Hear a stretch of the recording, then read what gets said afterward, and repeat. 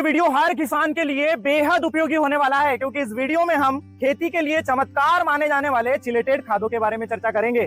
ऐसे खाद जिनकी थोड़ी मात्रा खेती में चमत्कार दिखा सकती है, क्योंकि न तो ये लीच आउट होते हैं, न ही मिट्टी में उपस्थित दूसरे तत्वों से कोई रिएक्शन दिखाते हैं। जिस काम के लिए इस्तेमाल किए जा रहे हैं वही काम करते हैं। तो आइए जानते हैं क्या है ये चिलेटेड खाद। चिलेटेड खाद क्या है, कैसे काम करते हैं, इन्हें खेती में उपयोग कैसे करना चाहिए और इनके फायदे और लिमिटेशंस क्या क्या है। चलिए शुरू करते हैं। दोस्तों, इस वीडियो में जानकारी टेक्निकल है, लेकिन मैंने बहुत आसान शब्दों में समझाने का प्रयास किया है। बहुत इंटरेस्टिंग वीडियो है, ये अंत तक देखिएगा। सबसे पहले जानते हैं चिलेटेड खाद क्या होते हैं। चिलेट एक ग्रीक वर्ड है जिसका अर्थ होता है पंजा या फिर पंजे के जैसा स्ट्रक्चर। और चिलेटेड खाद, मान लीजिए मेरे हाथ में ये जिंक है और जब इसे चिलेट द्वारा सुरक्षित कर दिया जाता है तो ये चिलेटेड जिंक बन जाता है। अब ये चिलेट्स के क्या फायदे हैं, चिलेटेड खाद कैसे काम करता है, ये आगे समझेंगे। लेकिन पहले जानते हैं चिलेट्स कितने प्रकार के होते हैं। दो प्रकार के होते हैं चिलेट्स। एक तो नेचुरल चिलेट्स जो कि सूक्ष्म जीवों द्वारा बनाए जाते हैं, या फिर कार्बनिक पदार्थों के डिकम्पोजिशन से भी ये बनते हैं, या फिर जड़ों द्वारा रिसाव किए जाने वाले तत्वों से भी ये बनते हैं। लेकिन आज की खेती में गोबर खाद का इस्तेमाल चूंकि कम होते जा रहा है, इसलिए ये चिलेट्स की संख्या भी कम होती जा रही है और इनके जो फायदे खेती में होते हैं वो भी कम दिखाई दे रहे हैं।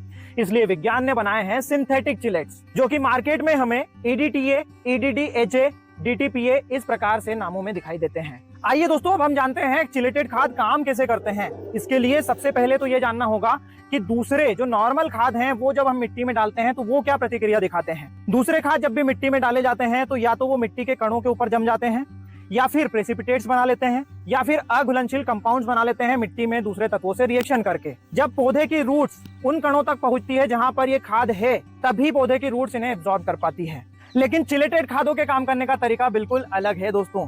चूंकि ये चिलेट्स द्वारा बंधे हुए रहते हैं, इसलिए जब भी मिट्टी में जाते हैं तो न तो ये दूसरे तत्वों से कोई रिएक्शन करते हैं, न ही प्रेसिपिटेट्स बनाते हैं, सीधे पौधों द्वारा अवशोषित करके इस्तेमाल किए जाते हैं।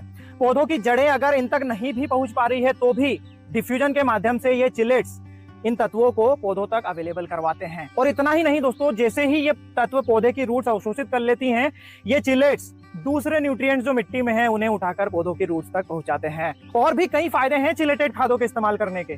एक तो ये लीच आउट नहीं होता है दोस्तों, इसलिए वेस्टेज नहीं होता है। दूसरा, ये दूसरे तत्वों से रिएक्शन नहीं करते हैं, इसलिए भी वेस्टेज नहीं होता है। तीसरा, ये प्रेसिपिटेट्स नहीं बनाते हैं, इसलिए इनकी कम मात्रा ही अच्छे रिजल्ट दिखाती है। सबसे बड़ा फायदा दोस्तों इसका ये है कि जब मिट्टी का pH 7 से बहुत कम हो या फिर बहुत ज्यादा हो तो दूसरे न्यूट्रिएंट्स पौधों के लिए अवेलेबल नहीं रहते हैं, लेकिन चिलेटेड खाद आसानी से पौधों के लिए अवेलेबल रहते हैं। तो ऐसी कंडीशन में जब आपकी मिट्टी का pH बढ़ा या घटा हुआ है तो भी आप चिलेटेड खादों का इस्तेमाल कर सकते हैं। बहुत उपयोगी है ये।